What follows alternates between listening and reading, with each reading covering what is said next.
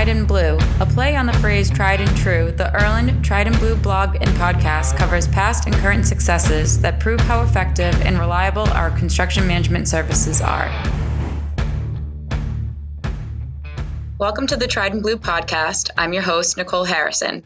Today, I'll be talking with Wayne Peters from Canam Buildings and David Odeh from Odeh Engineers, as well as two Erland team members on how they are currently utilizing a Hambro Structural Building System on one of our multifamily residential construction projects. Erland Senior Project Manager Matt Combs will moderate, and Project Manager Sean McDonald will be joining in as well to discuss this unique building system. But before we get started, Wayne, David, Matt, and Sean, can you tell the listeners a little bit about yourself? Wayne, you're up first. Sure. Wayne Peters. I am Director of Project Management, Site Supervision for Canam Buildings on the U.S. side. Been with them for about 10 years now and in the construction industry for over 20 years. I currently live in Coventry, Rhode Island. I have 4 boys, all of which who are not in construction, but in financial areas. I've been married for 34 years and basically, I spend my off time golfing and traveling, and that's about it. Thanks, Wayne. All right, go ahead, David. Hi, everybody. I'm David Odeh. I'm a structural engineer, principal at the firm of Odeh Engineers. I'm like Wayne, I'm also from Rhode Island. Our firm is based here in Providence, North Providence to be exact. And we also have an office in Boston, and we focus on building structural design for buildings of all types. My background has always been in structures. I'm passionate about building safe and resilient infrastructure. I'm very active in the American Society of Civil Engineers and our profession, and trying to grow the profession of structural engineers and our technical expertise. I'm very interested in running. I'm an avid runner, and I also enjoy classical music. I'm on the board of Boston's Youth Symphony Orchestra, which is a great project that brings music to young people throughout the greater Boston area. Great. Thanks, David. Next up, we have Matt. Hi, my name's Matt Combs. I'm a senior project manager at Erland. I'm also the chair of our quality committee. I am originally from Connecticut, so we got a good spread of southern New England here. Went to the University of Connecticut and studied engineering there. Hobbies are golf, skiing, like to travel. I also am a pretty big avid history fan, so I get made fun of pretty regularly by my girlfriend when we're at the beach, and I bring along like an 800-page tome to read on the beach. That's it. Great. Thanks, Matt. All right, Sean, you're up. My name is Sean McDonald. I am a project manager at Erland Construction. I'm also a chair of the Young Operations Committee. Grew up in Massachusetts and currently live in Medford, which is a great town if you like Italian food like myself. For hobbies, I'm a big travel enthusiast. Try to travel whenever I can. I also enjoy playing guitar, golfing, spending time down the Cape with family and friends. Yeah, that's pretty much it. Thanks for letting us get to know you a little bit better. Now let's take that a step further. Wayne, when you were a kid, what did you want to be when you grew up? I actually thought about this for a little bit. So when I graduated high school, I actually went to school for architecture because I was a good drawer and fascinated me.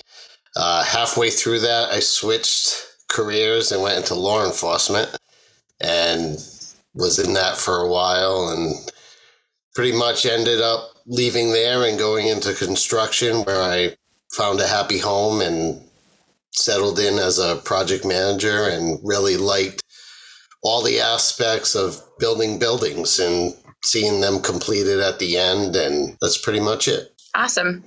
How about you, David? Well, when I was in elementary school and junior high school, I really wanted to be a fighter pilot. That was I loved airplanes. I still love airplanes, especially really fast ones. And unfortunately, I found out around that time that you have to have really good vision to be a pilot, and I have terrible vision. I have to wear contact lenses or glasses all the time.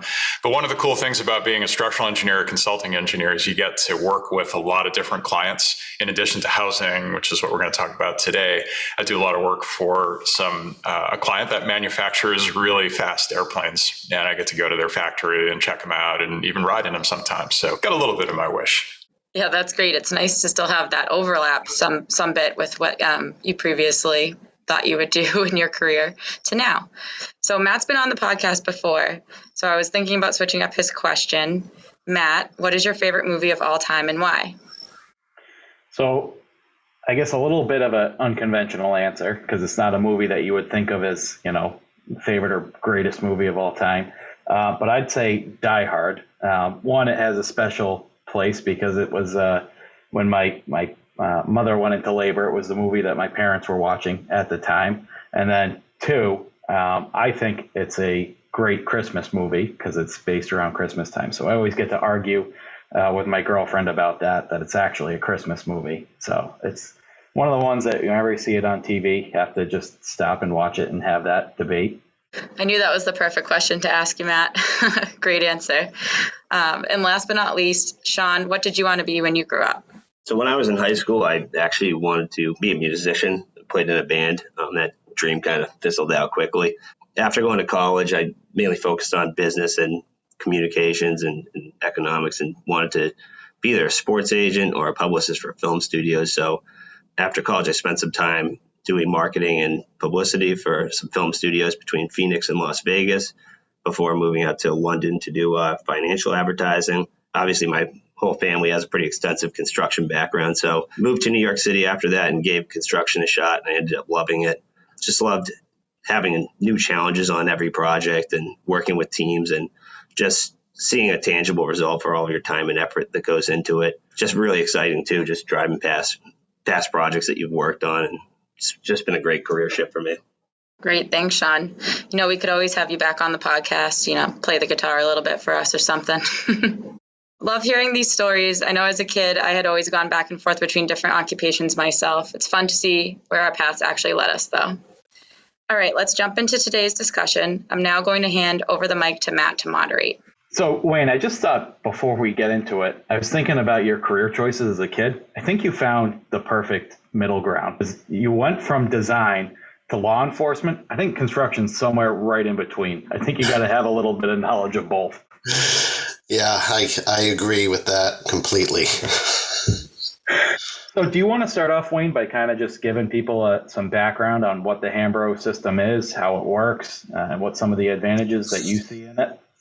Yep, sure. So the Hambro Structural Building System is a combination of our Hambro composite floor system, light gauge load-bearing steel stud walls, permanent concrete shear walls, system, and open web steel joists with deck on the roof. It's used to create a safe, non-combustible, and efficient steel superstructure. Our systems can be used on a variety of jobs, including single-family homes, multi-residential buildings, hotels, assisted living facilities, high-rise structures, and can be utilized anywhere from 1 to 30-plus stories. Quickly, we offer two different types of Hambro floor system, the D500, in which the joists are held in place by a plywood forming system with roll bars that get removed once the concrete is poured and set.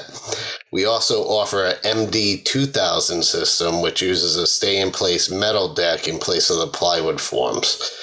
The benefits for both floor systems are identical as far as fire rating, sound, and ductability go. It's just depending on what type of system best fits that type of construction. So, David, when you guys were starting to take a look at the design of the building, what special considerations did you have to make, or what advantages did you realize through the process? Well, Matt, we're the structural engineers of record for the building. So our client is the architect, in this case, Stantec Architecture. We do a lot of this type of work with. And our role is really to look at all of first of all, look at the different structural options to achieve the frame and the layout that the architect and the owner is looking for.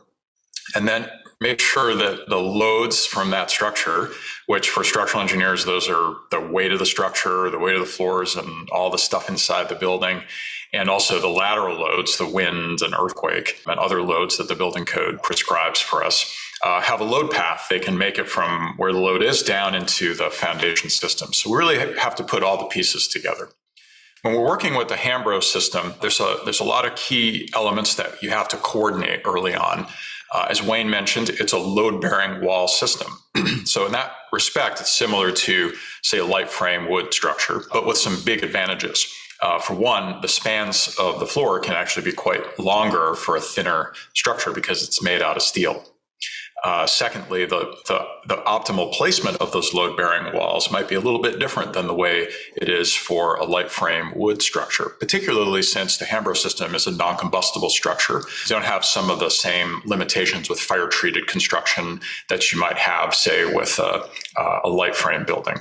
So a lot of what we're doing early on in selecting a system is looking at the different design options, working on the load path, where the loads are, how they're distributed to the base structure. This building also has a parking garage underneath it, 1 story of parking. So it has long spans. The bearing walls of the Hambro system do not extend down into the parking garage. Obviously, we can't do that because the cars wouldn't be able to get through the drive lane.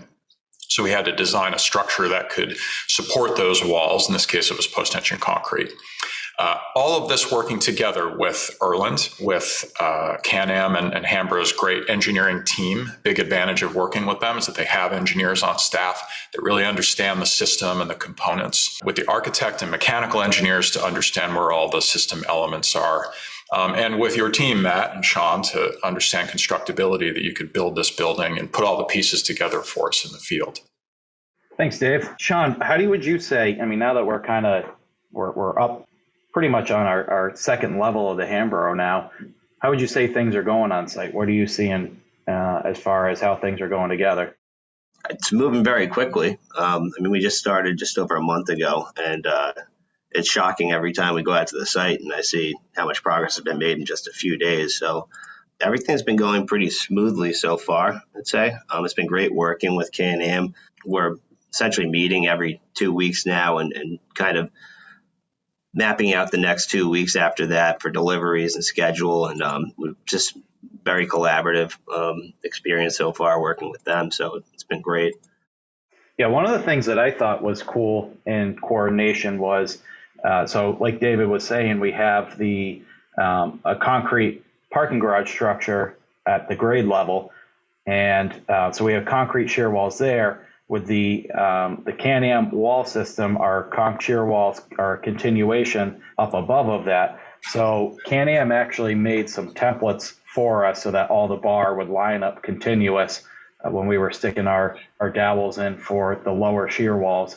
I thought that was a pretty cool process. And one of the things I've been happiest about so far is I haven't gotten any phone calls from Wayne saying none of our building panels are fitting on the building. What's going on out there? That's usually a pretty good indication that the coordination went pretty well. Yeah, I'd like to have that on a lot of jobs, to be honest with you. So far, so good. Yeah. An important part of that, Matt, sorry to interrupt you, but is just that early collaboration and coordination. That's what really makes the project a success. The fact that, we didn't just bring Wayne and his team in after everything was designed. They were involved right from the start, and they gave us advice on, how best to construct this building, not just how to optimize the materials, but what would make your life easier and make the job go more smoothly. Yeah, exactly what David just said. Canam likes to be involved early on. It makes for a much better process coordination-wise, and the buildings seem to go up much better. One of the things I was observing looking at the structure going up is when we do wood framing, it feels like there's more shear walls, there's more elements to it. This seems relatively a fewer amount of shear walls, David. Is that something that actually was able to be realized through the design? Yes, Matt, absolutely. The nature of the Hambro system, the load-bearing steel frame system with a slab for the floors, is very different from, say, what you might compare this to with a wood frame, light frame structure. They have the same loads on them, essentially, the same wind loads. If you think about it, the building envelope is the same. The wind doesn't know if the building's steel or wood. Mm-hmm. But the way that those loads make their way down from the walls where they're applied into the foundations is very different. And that's because of the differences in the systems. In a wood frame structure, we typically use every demising wall between the units as we call it a shear wall. That's what structural engineers call the walls that are rigid walls that resist the wind loads. We make those walls with plywood. using the Hambro system or similar types of systems, we're actually using concrete shear walls. And we have a concrete floor. Engineers call that concrete floor the diaphragm of the structure. In a concrete diaphragm, the spans between those shear walls, the distances between them, can actually be quite a bit longer than they can in a wood frame building, just because of the increased stiffness and rigidity of the concrete. Now, Hambro in particular, Canam in particular, makes a great modular concrete shear wall system with stay-in-place forms that are placed. They have a template in them for the rebar. They're actually placed by the erector on the site in the locations where we want to put those concrete walls. In many cases, we were able to align them with, stairway walls and unit walls that could continue down in between parking places. So it was a very efficient way to resist the loads. And like you said, Matt, there are fewer of them compared to a wood frame system where you really need more of a distributed shear wall system to make the project work structurally. Yeah. For anybody who's curious what those look like, it's like a 15-foot hair comb made out of a flat steel plate that just is all slotted for the bars to align with where they have to. And I think Canam did a great job of providing those to us and coordinating those two, and we haven't had any problems setting those shear walls yet. So kudos to the team on that. Sean, I know you were involved in pre-construction a lot more than I was. Any thoughts that you want to share with the listeners on what we saw on our end as far as pricing and coordination during pre-construction? Yeah, I know David briefly touched on this, but it was a pretty extensive pre-construction process. We had weekly coordination meetings, I think, all the way back from the beginning of April 2021 all the way to the end of August to finalize a design. For Erland, typically we aren't quite as involved in the design process during pre-construction, but collaborating with the design team and having Canam work with us as well was a great experience that really prepared us for the construction phase of the project. It's also worth noting that these coordination meetings all happened post-pandemic, so Zoom was frequently used, which was a big benefit at the time. Made things a lot easier, cheaper for all parties to meet and work through the design and cost issues as well. So having Canam so involved in design assist certainly eased construction on the back end, which was well worth the time spent. From a cost standpoint, we were given a price early on by Canam, which they held to throughout the pre-construction process for a very reasonable lump sum pre-con fee.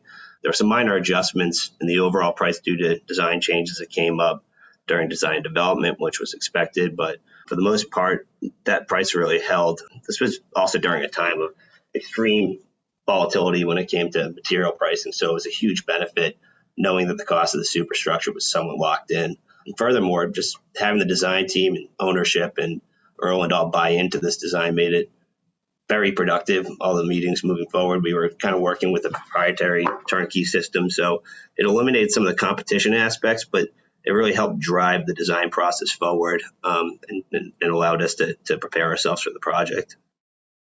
Yeah, no, I as I got more and more involved in the kind of coordination after construction had just gotten started, I know one of our key concerns was coordinating with the post-tension slab that consists of the podium. We could have a whole other podcast on talking about the post-tension work of that.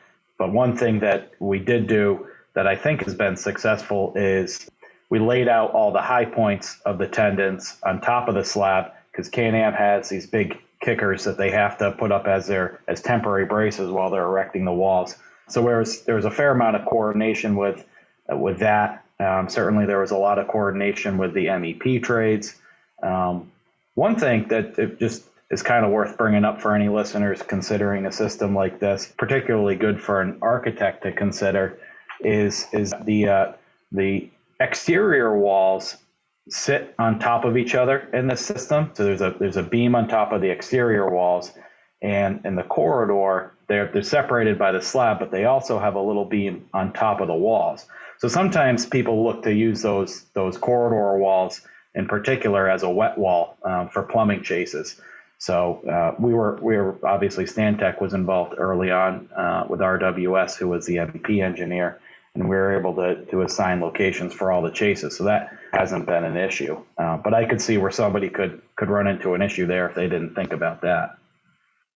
Wayne, are there any other design aspects that you would, any lessons learned from other projects that you would recommend to any architects, engineers? I would just reiterate about getting Canam involved early on in the process.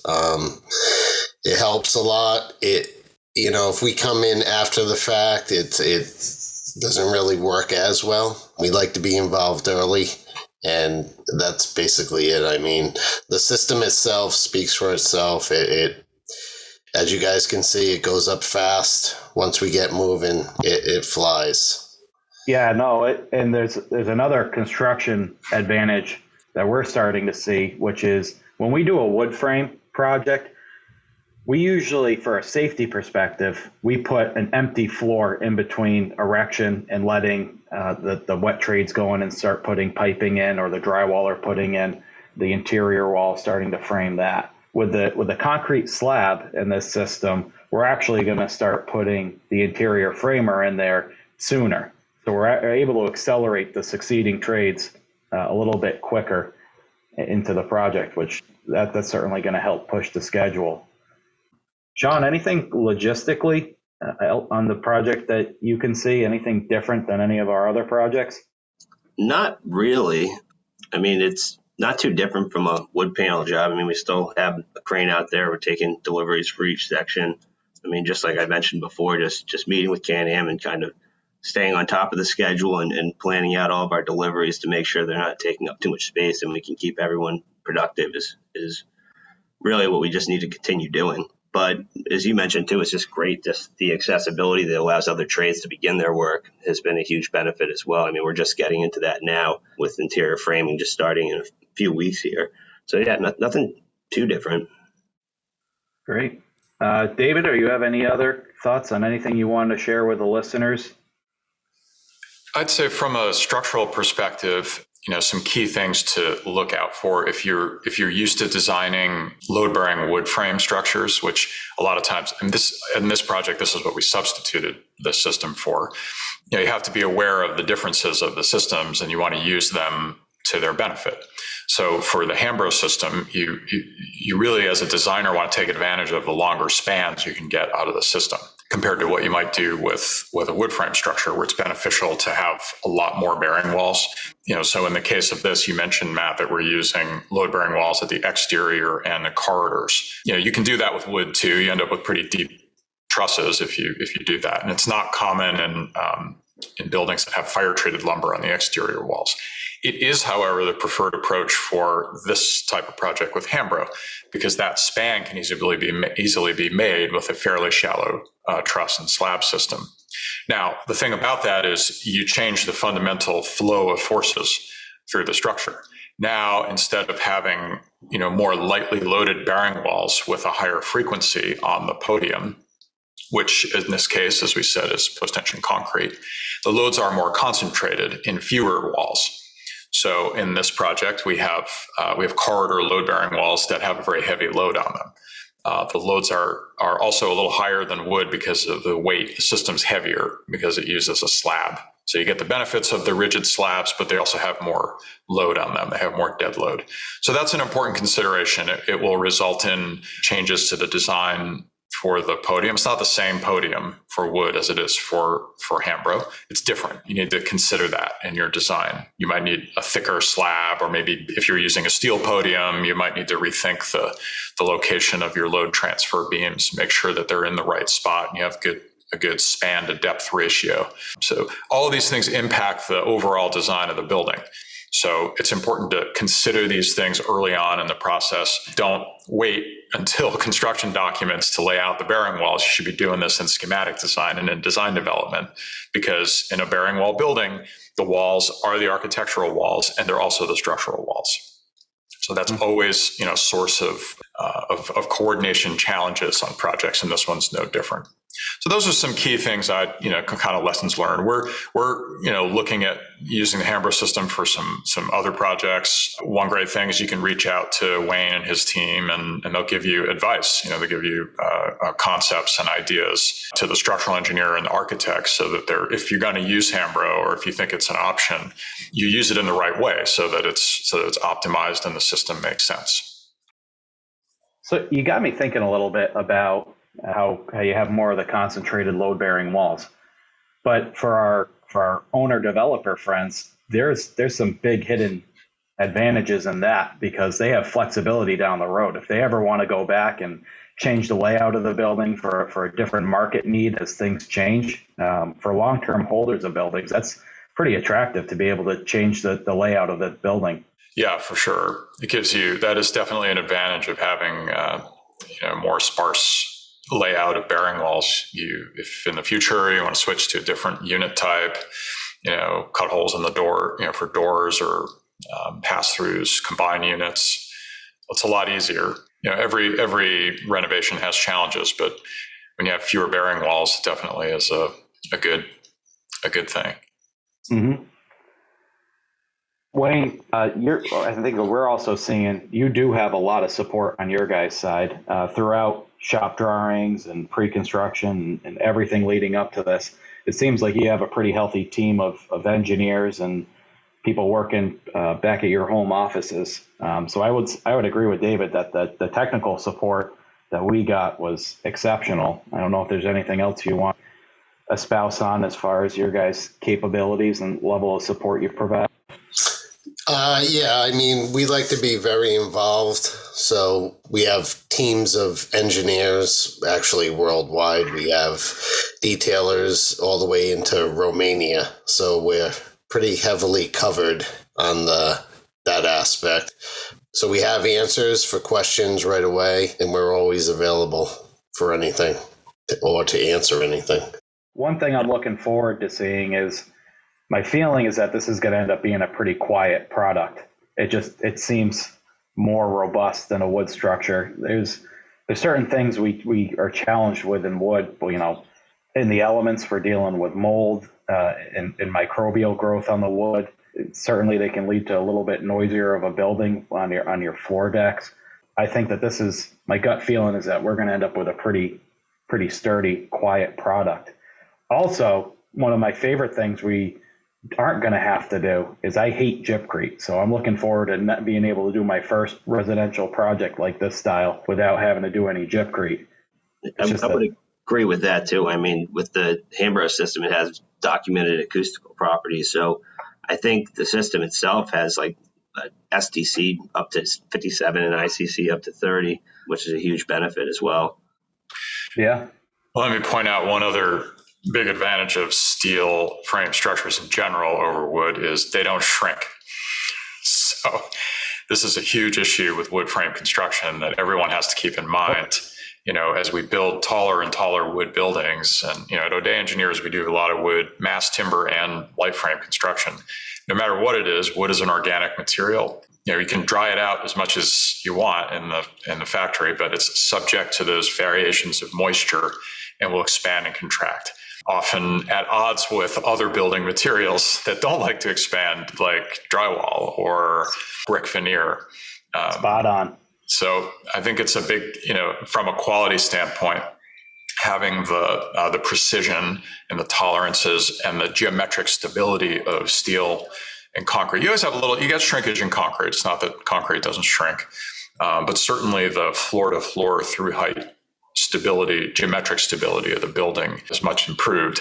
And for us, structurally, that's a huge advantage. It just takes away a problem that, or challenge that you have with wood that, you can really kind of becomes a non-issue for the most part with steel. I agree with that. Tolerance and wood framing. And I'd also say too, to add to that is just using the gyp sheathing versus the OSB sheathing just creates a much better substrate for waterproofing, facade finishes. So that's a huge advantage as well. Going back to Matt's point too, as far as acoustical properties go, Hambro has a rating of STC 57, which is actually one of the highest in the industry. So And then once you add the pad and carpeting, it actually increases to about 69 to 70.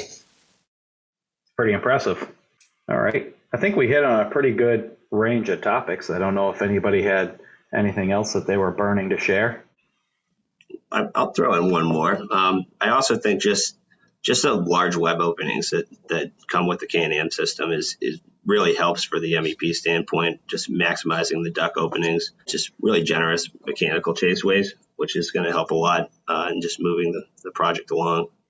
So that's been a benefit as well. Absolutely. And I'll add, just to conclude my remarks, that to me, a big thing that I see here and what's very rewarding when I see it at the site is prefabrication of as much as possible. We talked a little bit about quality control and efficiency, but prefabrication is really the key to a high quality, optimized, efficient construction project. And we don't think about it enough in the design approach that we take as engineers and architects, because we're used to building with, kind of just building whatever we want. Every building is a prototype. Somebody once said, it wasn't me, I'm just copying them. I don't know who it was, but every building shouldn't be a prototype. It should be more like manufacturing. I mentioned, one of my favorite clients that I work for makes airplanes, and watching these guys build, they're basically building with similar technologies to what we have. They're using, you have to weld metal together. They have to put, complex pieces and parts together. Their things they're building are much more complex than what we build. An order of magnitude more complex, but they come together with amazing precision when they put them together in the plant. These are very complex, like a Swiss watch, these machines. And it's because they take advantage of prefabrication and construction automation in the plant, things that you can do in a factory that you can't do in the field because of the environment that you have. Airplanes aren't welded by a welder out there outside welding parts together. They're welded by robots. Steel fabrication, prefabrication of these elements can be done by skilled craftsmen or automated systems in the plant, in the shop. And seeing them come out there, the reason you have good quality is because they're inspected before they even get to the site. And that can be done with wood too. That can be done with other systems. But I think that the general point is the idea of prefabrication really improves the quality and constructability of projects. And we need to stress that theme more in the work that we're doing. Yeah, I think we agree with that on our end in construction. There's no substitute for a controlled environment. Like you were talking about with wood, you can prefabricate and you can dry it out and everything can be, but you still have to build it in the real world. So, I think on a lot of our projects, we probably see as much as a quarter of an inch and 10 feet of shrinkage in wood, which is substantial on something that has an intricate facade design or something that's very sensitive on tolerances. I think we are seeing a push towards more prefabrication, and I think that's good for our industry as a whole. I think it obviously brings in advantages on cost reduction, schedule acceleration, because now you can have things being produced all at the same time, all across the country, and arrive when you need it. That's a very strong push that I think our industry has been making, and we have to continue to push for it. Well, it's been great having you all on this month's podcast. Thank you for sitting down with me. Thanks for having us. Thanks, Nicole. Wayne, David, Matt, and Sean, can you tell the listeners the best way to connect with you if they have any additional questions regarding this topic? Wayne, do you want to go first? Sure. By email, it's wayne.peters@canamgroupinc.com, or I am on LinkedIn. We can connect on LinkedIn as well. David? For me, I think LinkedIn's probably the best way. Just search me out on LinkedIn. I'm a pretty active user. David Odeh, Odeh. Awesome. And Matt? I go with the same thing. I think LinkedIn's probably the best way to get in touch with me. Again, my last name is Combs, C-O-M, B as in boy, S as in Sam. And Sean? Likewise, LinkedIn.